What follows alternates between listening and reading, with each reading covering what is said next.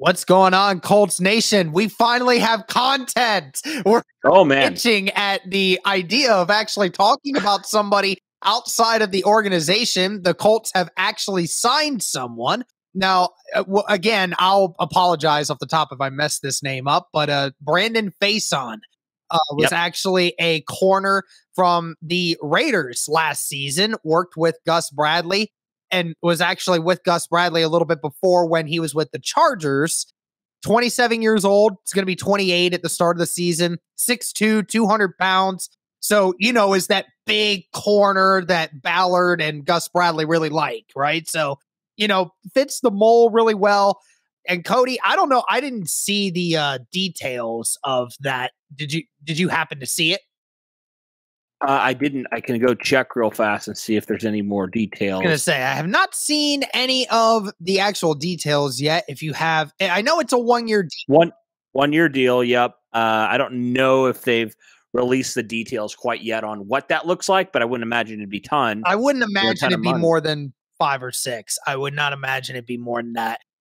We kind of have sat here and we've said that, the Colts have said we need to add depth at the secondary position, right? This is kind of one of those moves here for Indianapolis. And, we can kind of get into some of the stats. So has played in 56 games, started in 13 of them. So this is a guy that does have starting experience, a guy that's been in the league for a few years now. Like I said, he's going to be 28 years old. This last season with the Raiders was statistically his best year. It was one of the few times where he actually got to start a lot of the games that he was playing in, and he actually got his first career interception in his first 4 years of football. He finally got his first interception.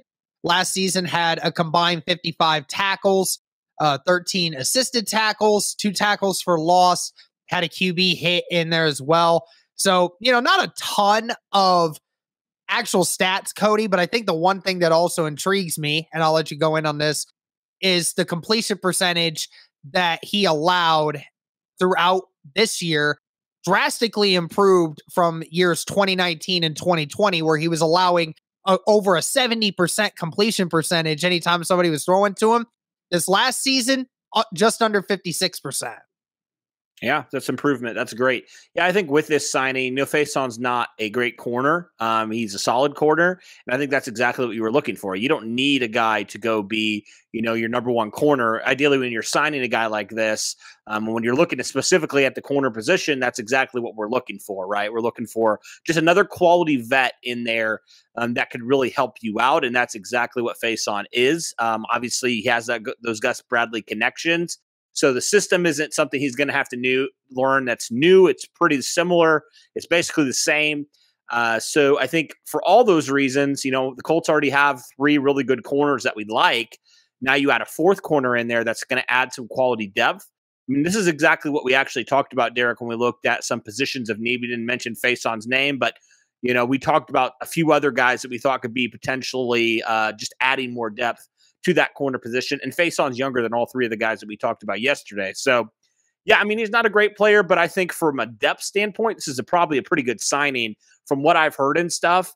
He's not going to be great. He's going to get beat sometimes, but he's got the ideal size and just adds a little bit more competition there, which is what the Colts needed at corner. And I think, presumably with Xavier Rhodes not coming back, you just needed to add another vet corner, and that's exactly who he is. So, yeah, I'm fine with the signing, honestly. Yeah, I mean, when you're looking to add depth to a corner position like this, you do a lot of times want to see those guys that have been in that defensive system before, right? So that's the whole reason why you bring in a guy like this, because knows Gus Bradley, knows what Gus Bradley likes, how to play the system, and is long and athletic.